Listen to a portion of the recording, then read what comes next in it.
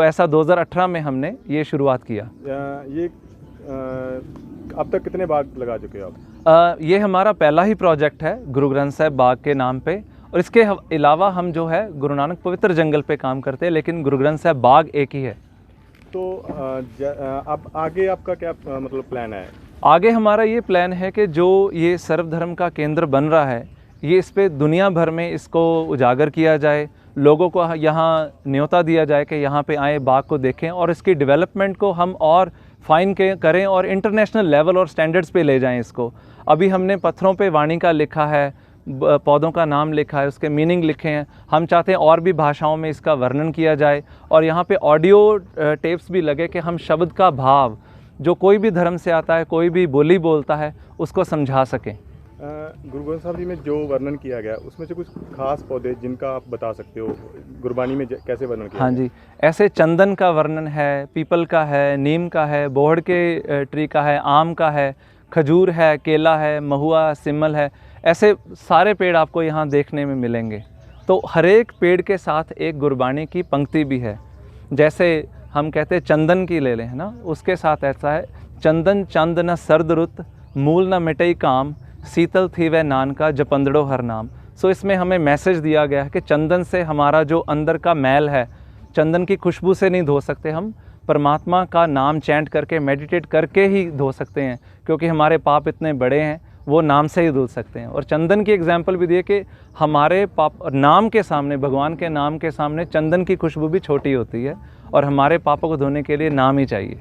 तो आप लोगों को क्या संदेश देना चाहते हो? मेरा यही संदेश है कि इस केंद्र का जो स्थापित करने का मूल भाव ये है कि हमारा क्लाइमेट जो है, वातावरण जो चेंज हो रहा है, तब्दील हो रहा है, गर्मी बढ़ रही है और सभी प्रजातियां मर रही हैं, पोलर आइस गिर रही हैं, और पंजाब में और दुनिया भर में क्लाइमेट चेंज के कारण फसलों की खराबी हो रही है, और क्लाइमेट को संरक्षित करना ये हमारी जिम्मेवारी है।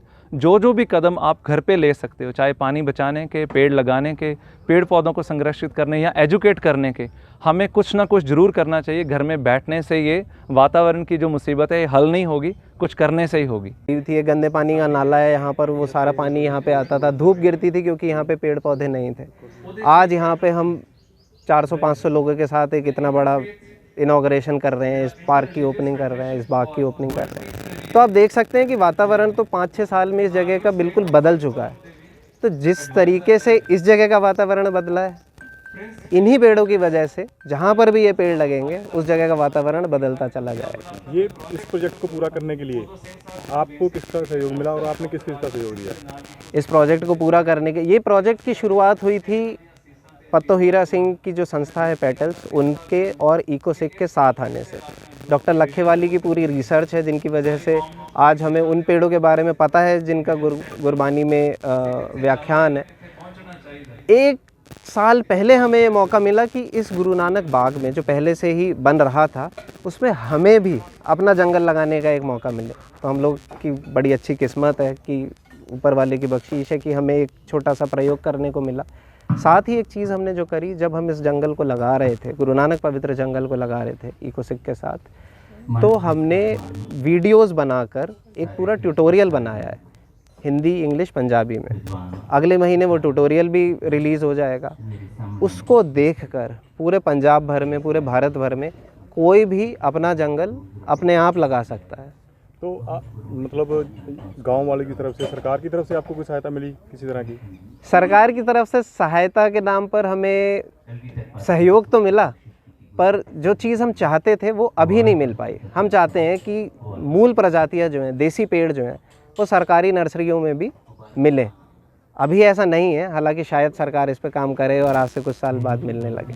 चलो ये सी अपना की कहते जे कोई चाहे तुहाडे कोल आके कोई भी दरख्त ले सकदा, पौधा ले सकदा।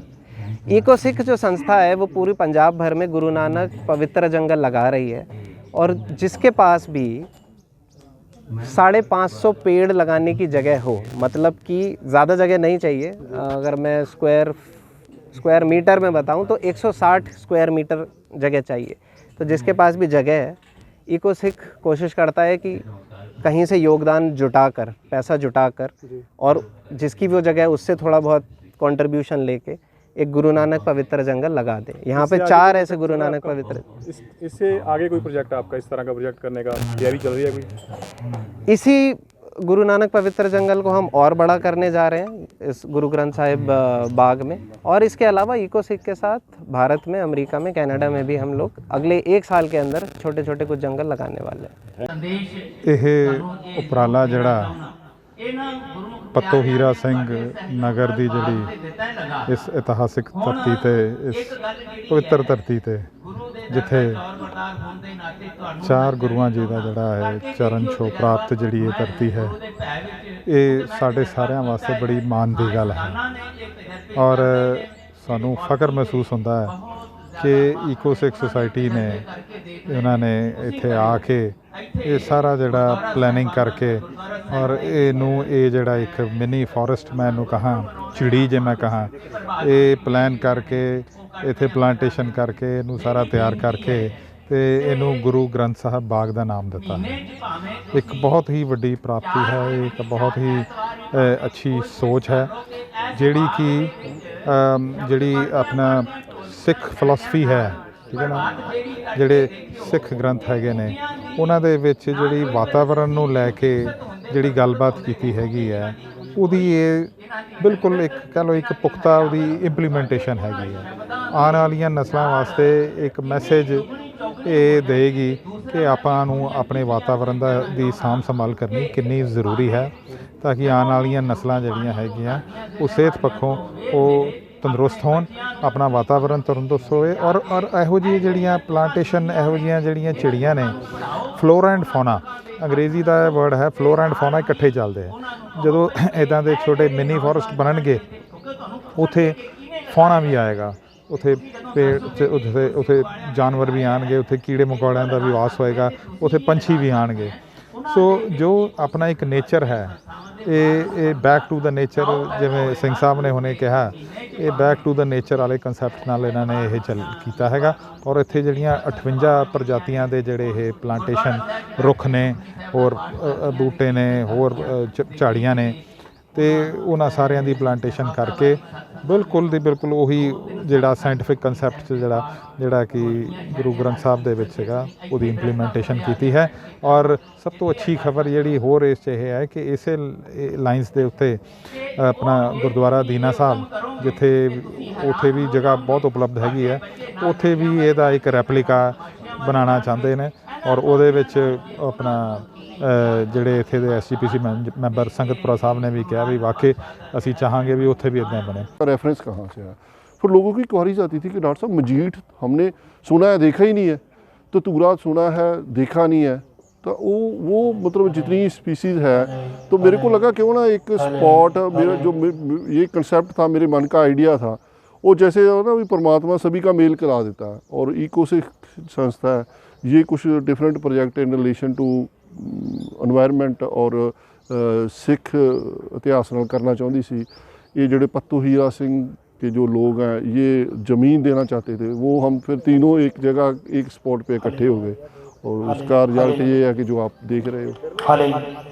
तो लोगों का, सरकार का किस तरह का साथ मिला आपको? जी डेफिनेटली, देखो जी, कोई भी अच्छा कार्य है उसमें लोग जुड़ते जाते हैं।